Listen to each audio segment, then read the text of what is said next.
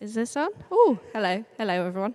Our final talk of the day comes to us from Alison Webster, a progressive practical theologian, General Secretary of Modern Church, who are our good friends, and also mission theologian in residence for Citizens UK. So welcome, Alison. Yeah, that's fine. If it's okay. Yeah, of course. Can everybody hear me all right with this one? Cool. If I move away and you can't hear me, just wave. Fantastic to spend the day with you. For those of you, some of you may know, I'm a very old, long in the tooth SCMer.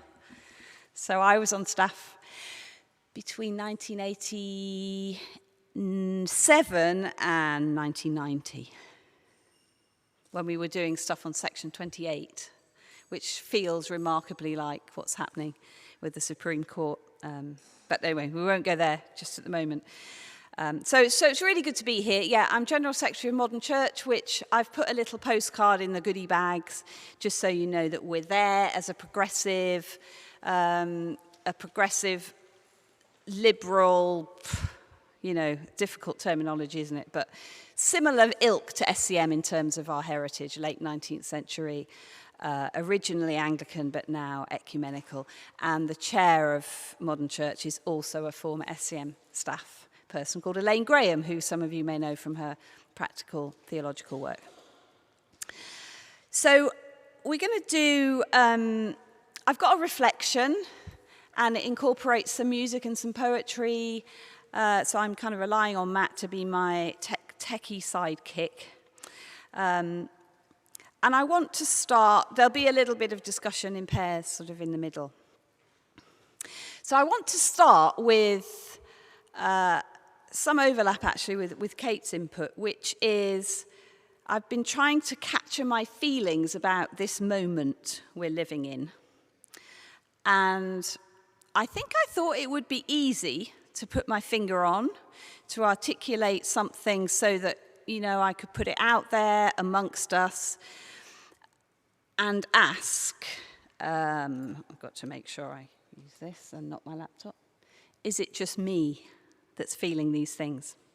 So it may indeed be just me, but my overwhelming sense is of silenced feelings, suppressed and smothered instincts that I think I'm afraid of.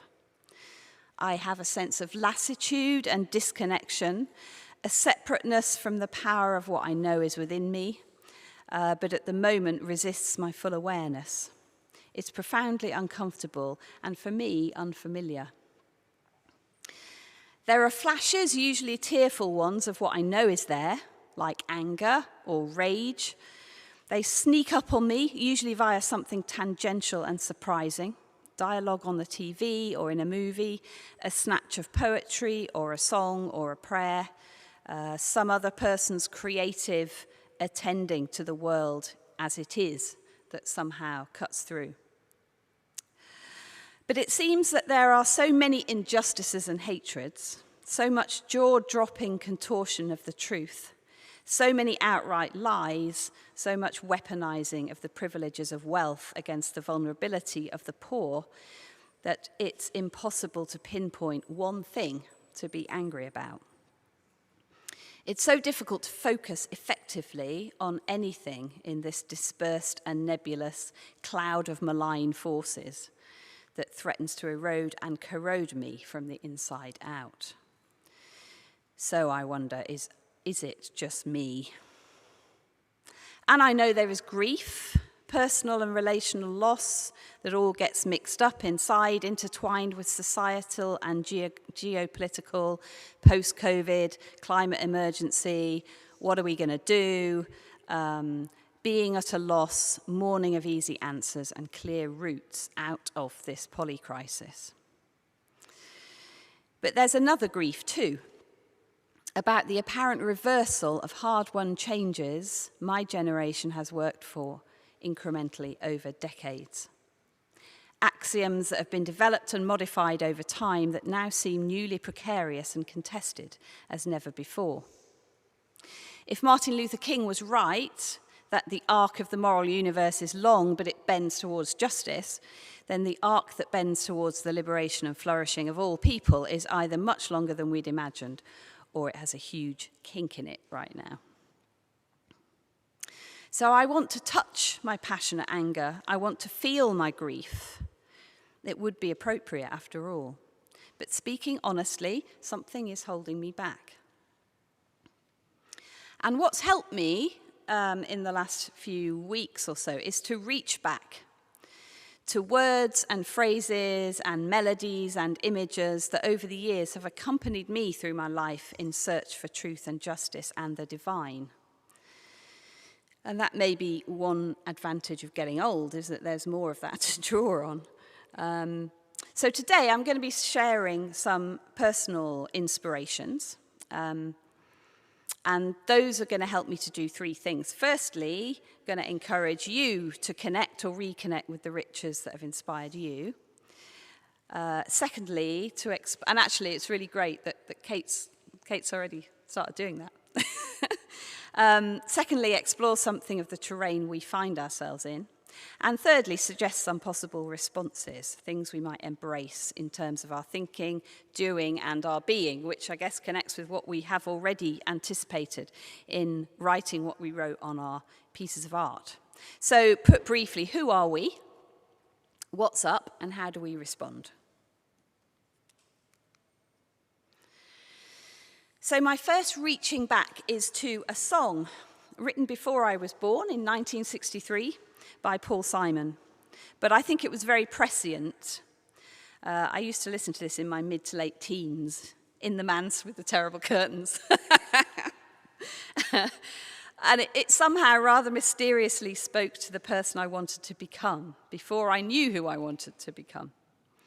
So I'm going to read it first as a poem. Then I'm going to get Matt to play it, and I want you to listen and reflect.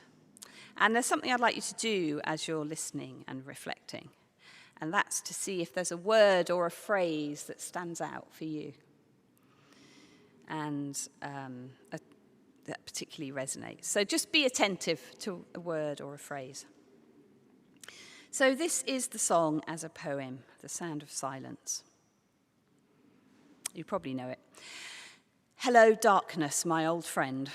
I've come to talk with you again because a vision softly creeping left its seeds while I was sleeping. And the vision that was planted in my brain still remains within the sound of silence. In restless dreams, I walked alone, narrow streets of cobblestone. Beneath the halo of a street lamp, I turned my collar to the cold and damp. When my eyes were stabbed by the flash of a neon light that split the night and touched the sound of silence. And in the naked light, I saw 10,000 people, maybe more, people talking without speaking, people hearing without listening, people writing songs that voices never share. No one dare disturb the sound of silence.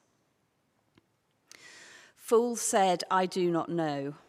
Silence like a cancer grows. Hear my words that I might teach you. Take my arms that I might reach you. But my words like silent raindrops fell and echoed in the wells of silence. And the people bowed and prayed to the neon gods they made. And the sign flashed out its warning in the words that it was forming. And the sign said, the words of the prophets are written on the subway walls and tenement halls and whispered in the sound of silence. So Matt, would you like to play us the song?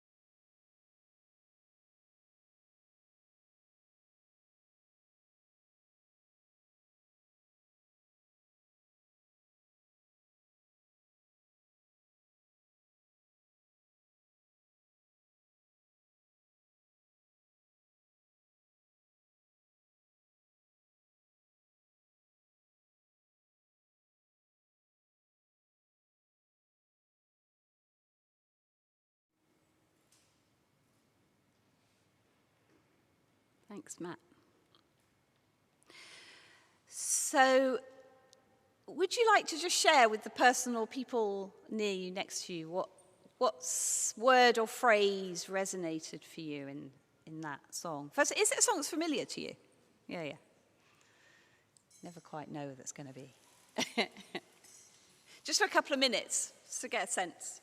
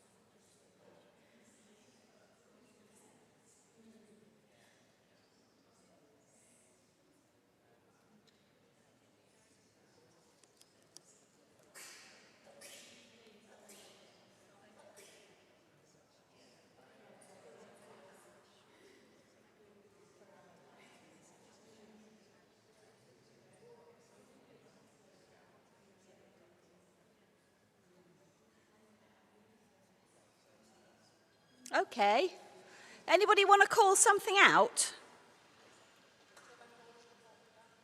Sorry? Turn my collar to the cold and damp. Thank you. Any other things that struck you? Just.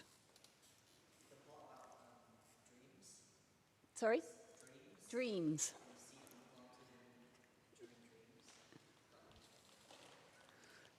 Thank you. Thanks, Ruben. Anyone else? So the thing about this kind of exercise is that you could all have picked the same phrase or word. As it happens, you didn't, but you could have. But if you had, your reasons would not be the same as someone else's. So the words and phrases you picked may be the same, but your response is absolutely unique to you, which, of course, is the whole point of art and creativity, right? As we've been exploring happily with our other exercises during the day, we were commenting on the way that we've all painted, used the same materials, water, a little thing of paint, and the same shape to create things that in many ways are very different, but from the same materials. But there's also commonalities across those things as well. And it's a really beautiful illustration, I think, of how the uniqueness of you that's in those tessellating shapes is also the uniqueness of you that responds to a poem or a song. And also the way that you respond, if I asked you the same thing tomorrow, it would probably be different. And we're going to listen to another version of that song, which is rather different later on. I'm not quite sure, decided why yet. Not quite decided at what point, Matt, just to warn you. It was going to be at the end, but I might change my mind. Just to keep you on your toes. Our responses are deeply connected with our life experience.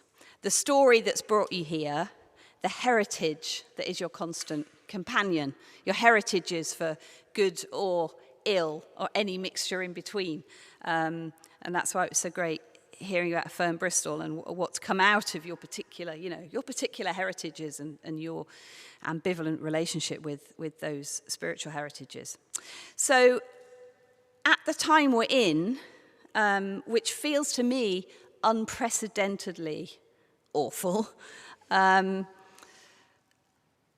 think it's now more than ever, I think it's a really subversive thing to do to try and reconnect with our heritages. We are part of a movement, all of us, or movements that have heritages. And we're part of a movement here, the student Christian movement, that has an amazing heritage across generations.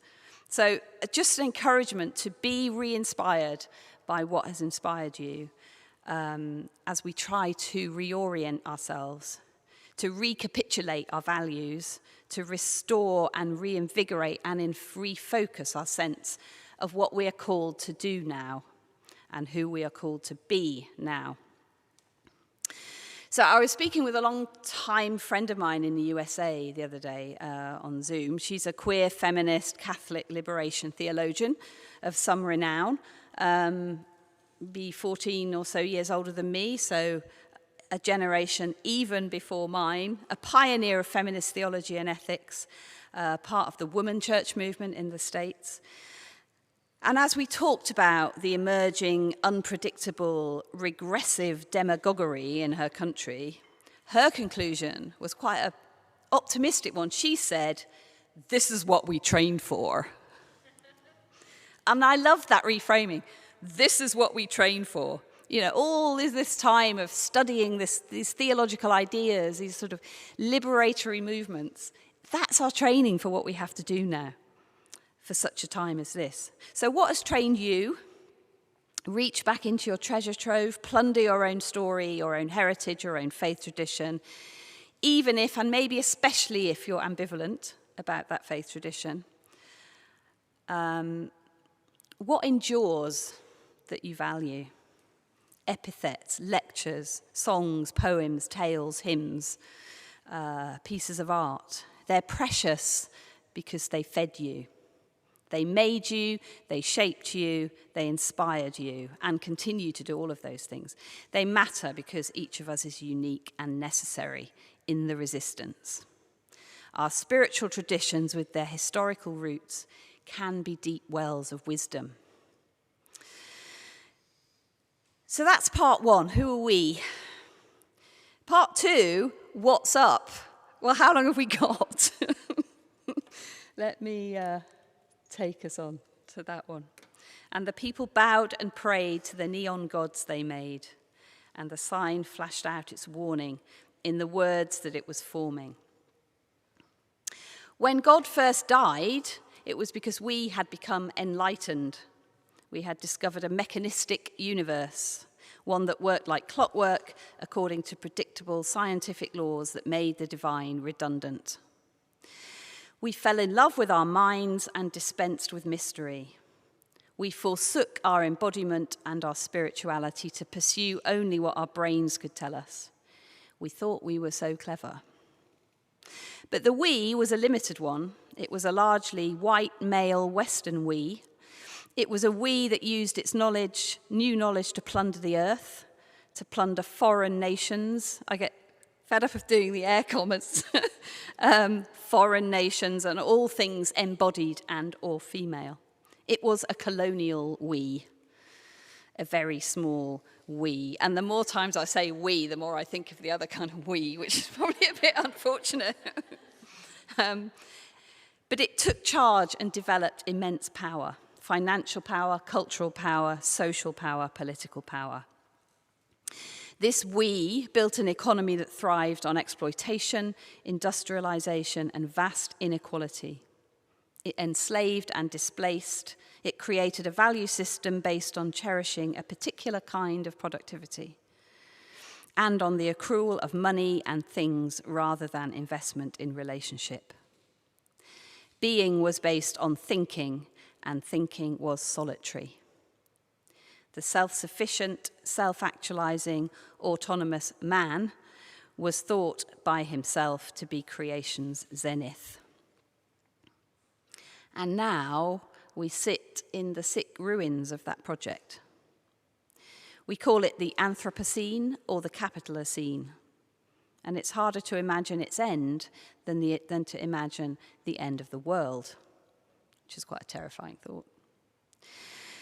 The latest phase of this project, neoliberal capitalism, continues to exploit the little people and expel them, creating an ever-growing body of stateless, homeless, non-persons.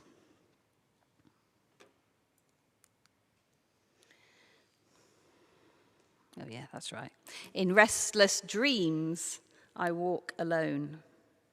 And in the naked light, I saw 10,000 people, maybe more. People talking without speaking, people hearing without listening, people writing songs that voices never share. No one dare disturb the sound of silence. So we feel alone, detached, isolated, because that's how the system wants us to feel. That's how it's designed to work, because it works through competition. Isolated monads trying to get one over on one another, trying to be better, more successful, sink or swim. Is it any surprise we are lonely? Our survival rests on making of ourselves a marketing project, self-branding. And that means we are on an endless treadmill of self-improvement, where even health and well-being and spirituality are commodified. The pressure is to modify ourselves, to express only HAP feelings. Have you ever heard of HAP? It's a kind of Americanism, but I like it. HAP feelings, high arousal positive. You know it, Kate. And high arousal positive feelings is the only acceptable feelings to express. Suppress pain and weakness and depression and vulnerability as we lapse into a status anxiety that saps our energy and corrodes our souls. I think I'm going to have the other version of the song now because it kind of reflects some of the anger at this point in what we're exploring before we move on. So that will help us reflect. So, Matt, can we have the disturbed version of the sounds of silence?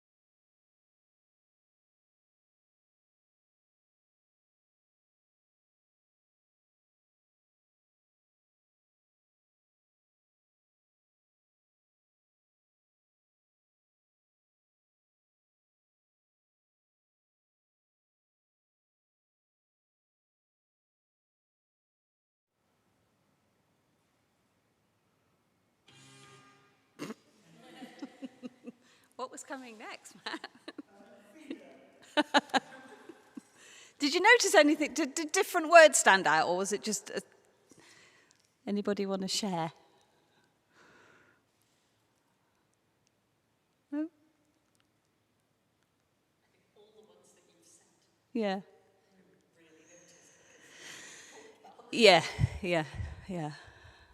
That one really, if on a dark night in a small room with very loud speakers, it's you can really feel it in your gut, this as it starts so quiet and then it gets louder and just more, the anger and the kind of I don't even know what to call it, but it's just so much more. To me, it becomes a very visceral sort of expression of feeling, which and I hadn't heard of that one until I shared this in another context, and they say, "Oh, do you mean the Disturbed version?" I was going, "What's the Disturbed version?"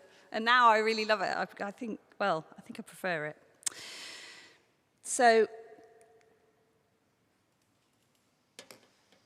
the words of the prophets are written on the subway walls and tenement halls and whispered in the sound of silence. So the what's up, as we've explored it, is not sustainable. It's not sustainable for the planet, for our communities, or for us as individuals. It makes everyone sick. Our mental health is under threat, our institutions are weakened, and our planet is dying. When powerful and wealthy people get sick, they engage in colonial projects and build rockets to explore Planet B. When the powerless and the poor get sick, they blame themselves and have few ways out. We know that the 1%, the super rich at the top of the pile that is the Mammon system, treat this beautiful planet like their private theme park upon which the rest of us are trespassers. We know now that the internet and social media and virtual reality are owned and controlled by the Mammon system, a system that has at its heart a grotesque lie about so-called freedom of speech, which exterminates progressive and divergent voices. Neon gods have gold-plated toilets and perverse value systems and appear to be invulnerable.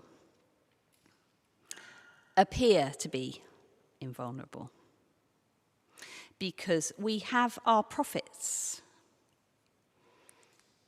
Another of my inspirations.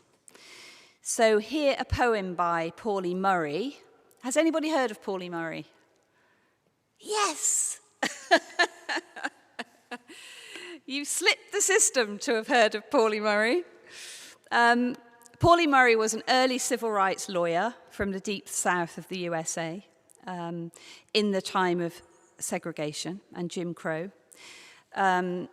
They did the foundational work that has been the basis of much of the human rights legislation in the USA since the 1940s. She did all the firsts 20 years before the people who got well known for it. So she did a bus sit.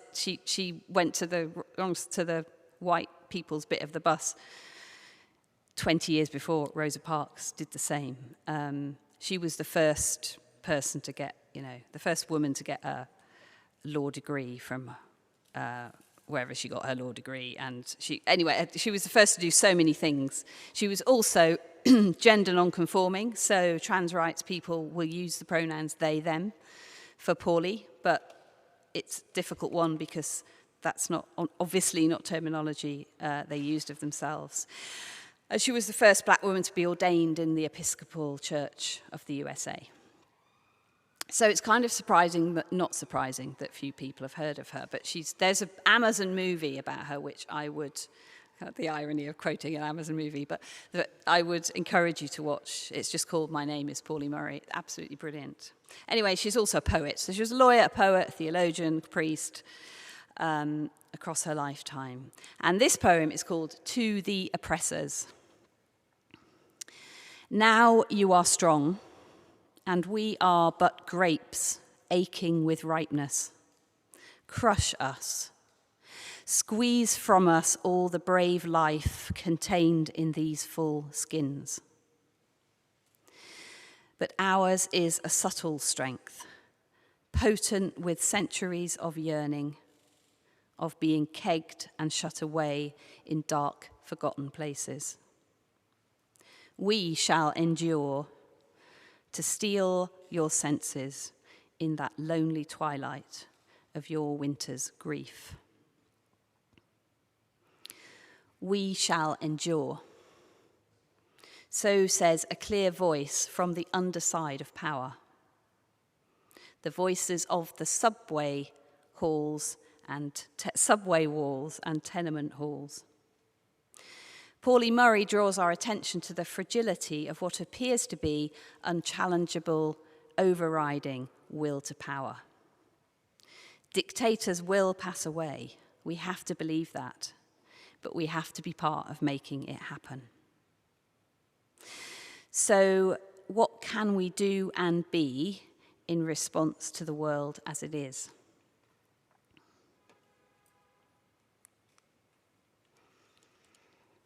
Hear my words that I might teach you. Take my arms that I might reach you. So I want to suggest a threefold response: connect, expand, and organize. CEO. That's one for you, Naomi. Yeah. Okay, so Naomi is the CEO of SCM. And I am the GS of MC. Yeah, connect, expand, and organize. So connect. So now I'm moving from inspirations in my heritage to inspirations in the here and now. But in doing that, I want to connect us with something that is just about as ancient as it's possible to be on Earth. Mushrooms! I think Kate and I are really the same person. So I found theological inspiration and spiritual solace in a Mother movie called Fantastic Fungi, The Magic Beneath Us. This is a movie, another one, I think it was on Netflix originally, directed by Louis. Does anybody know it? Has anybody seen it? Oh, you've got to watch Fantastic Fungi. It's the most amazing photography.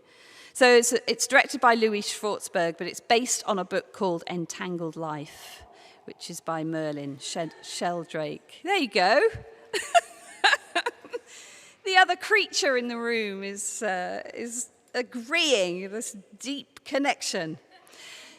So mushrooms are mind-blowing in more ways than one. The fruiting body of fungi, the mushroom is like the apple.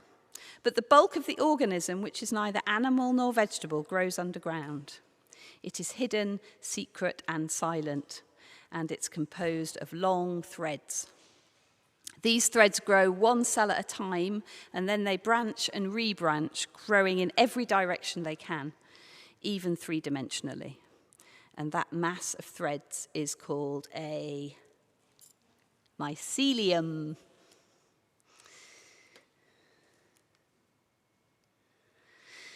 A mycelium has more networks than our brain has neural pathways and works in much the same way. But the bulk of the organism, which is neither animal nor vegetable, grows underground. It is hidden, secret. And so I've said this already, haven't I? A mycelium has more networks than our brain has neural pathways and works in the same way. I must have recopied the same paragraph. It was very confusing. The fungi are the most common species on Earth. It's a bit like Paulie Murray. Why had I not heard anything about mycelium until like a year ago? They're everywhere. If you're walking in a forest, apparently there are 300 miles of mycelium under every step that you take. And that's all over the world. And they make links. And they work through electrical pulses, similar to the way that the brain works, in this huge underground web. And trees communicate, as you may know, through that other really good book on the hidden life of trees. Trees communicate with one another using mycelium as their pathways. That's how they feed one another and swap nutrients for survival. Fungi give life, they create soil, they recycle us when life is over. Mushrooms represent rebirth, rejuvenation, regeneration. Mushrooms have been revered for their properties and worshipped by ancient civilizations. Brain neurons, the computer internet, and mycelium, the organization of the universe, all share the same archetype.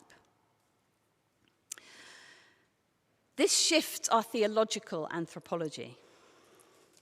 The model of God as a separate, almighty being, best comprehended through male imagery, loses its usefulness. Worse, it's part of the problem. He cannot help us find our way to a new way of being and a new way of thinking. We need a process God, a mycelial God. But how do we find her? How do we connect with them?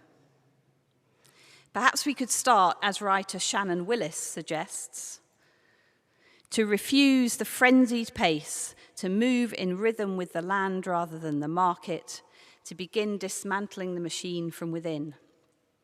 Here in the quiet, something ancient stirs.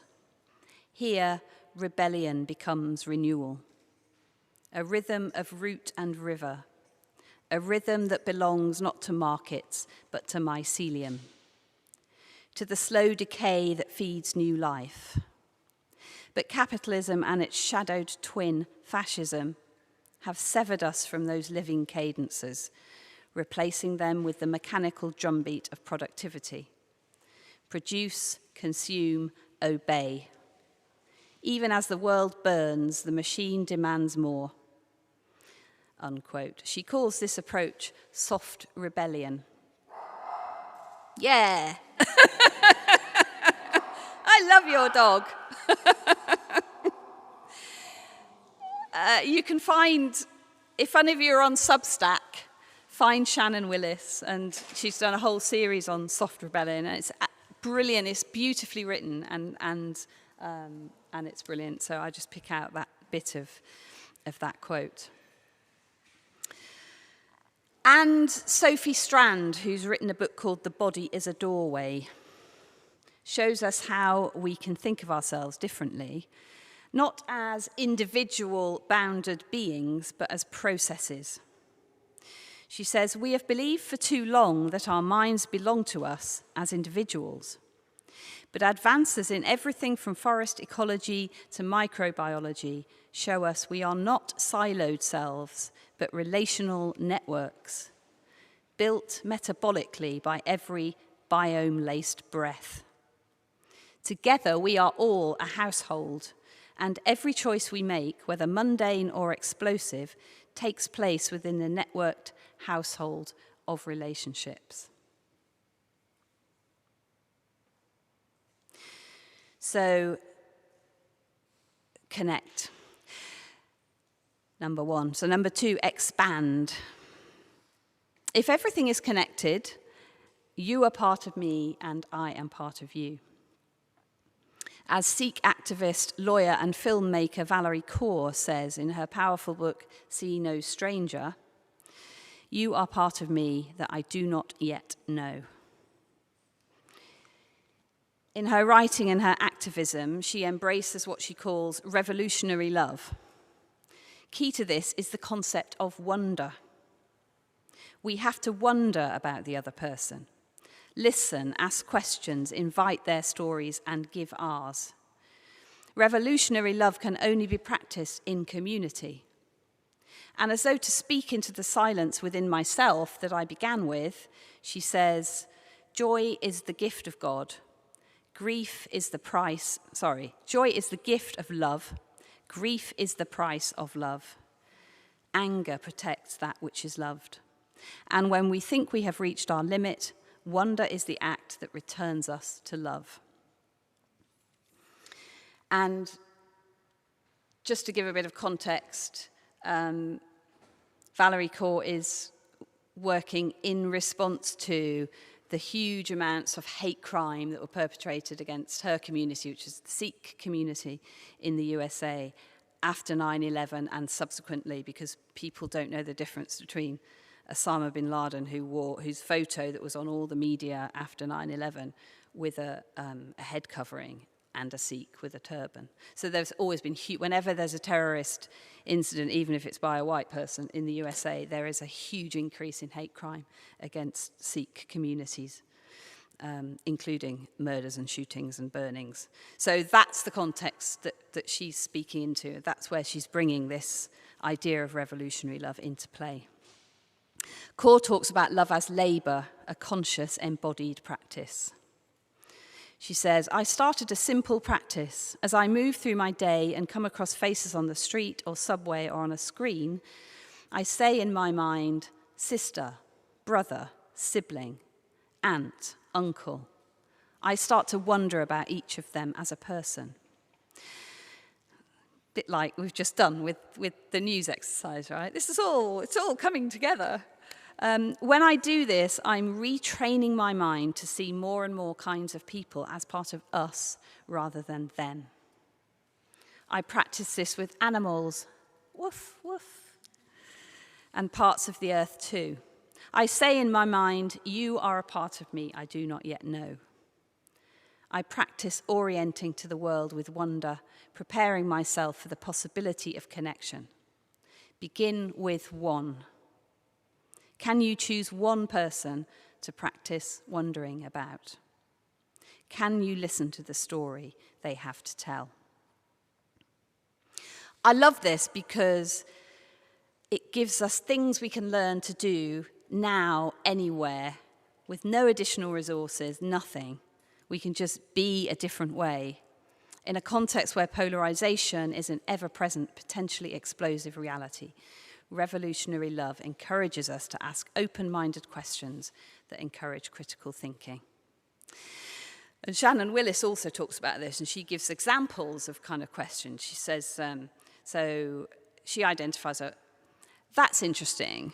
When did you hear that? What would change if we looked at it from another perspective?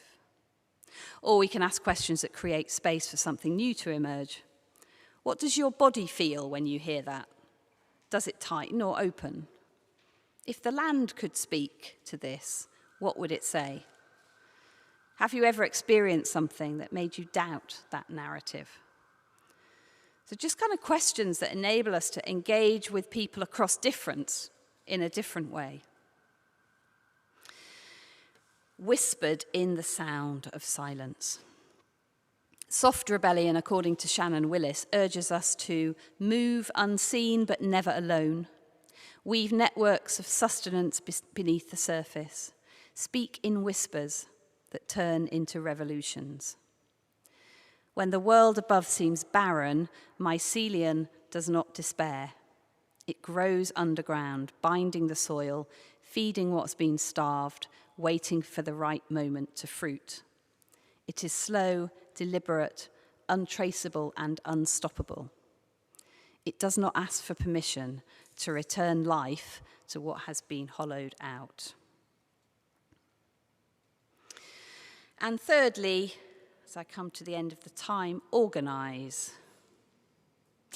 So one of the hats I wear also is Mission Theologian in Residence for Citizens UK, the community organising charity, and some of you may be from places where there is a Citizens Alliance.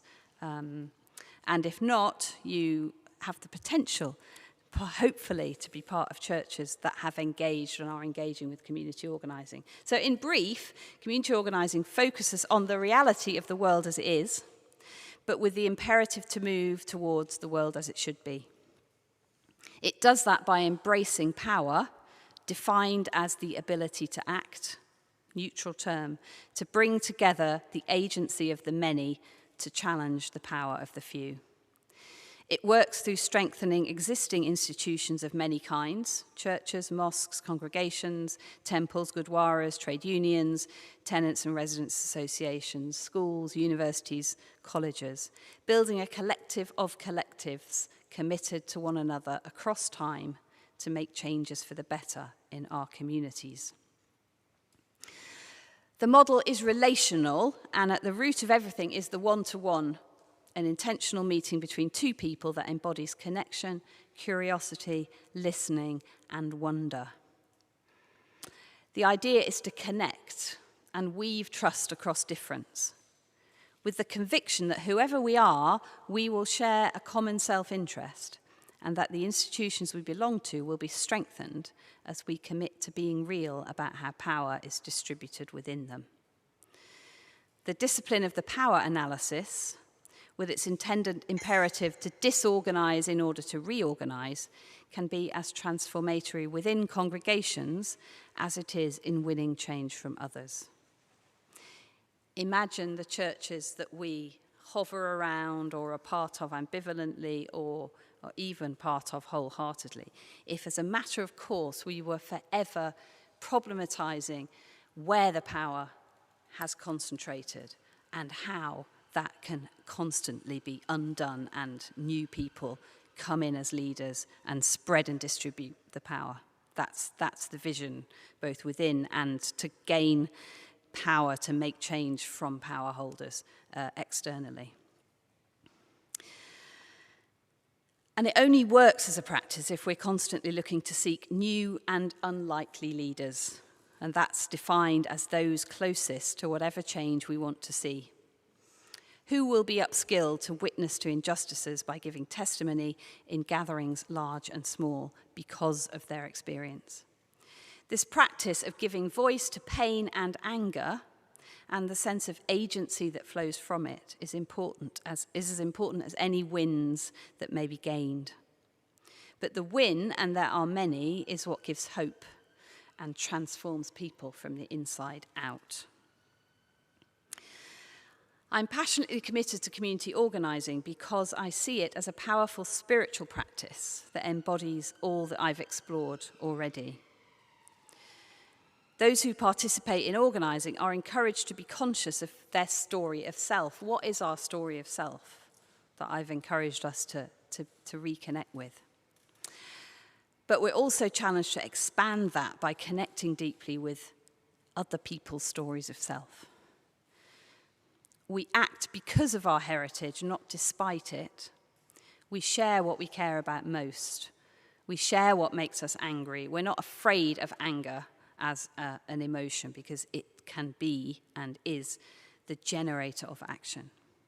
But also what gives us joy, what keeps us awake at night, how we deploy our resources of time and money, and the key moments that have formed and forged us. They're all part of the process of reflection that are involved in organising.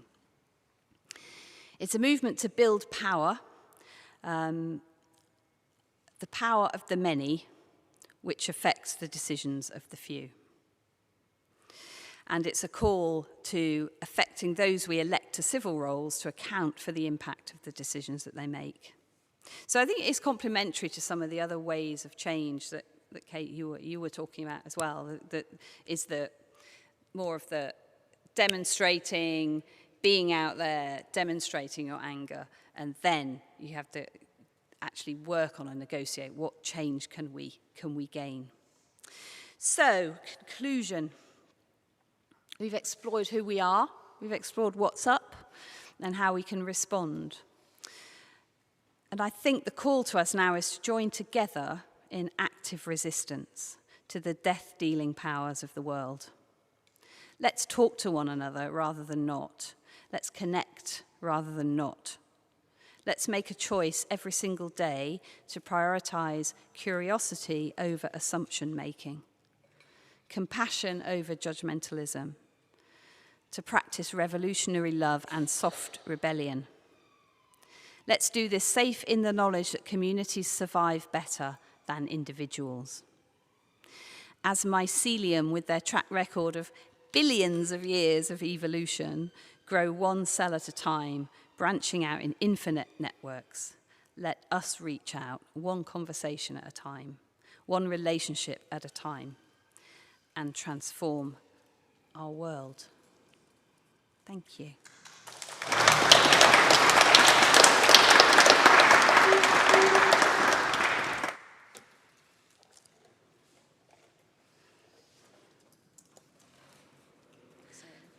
Thank you so much, Alison. Alison stepped in only a few weeks ago when we lost our previous planned keynote speaker. And oh my goodness, I can't imagine today without you. So I'm so happy that it all worked out that way, because it's been absolutely perfect. We clearly should have just asked you in the first instance. We're coming towards the end of our time together. We're going to close with worship, and then there will just be a few notices at the end. What a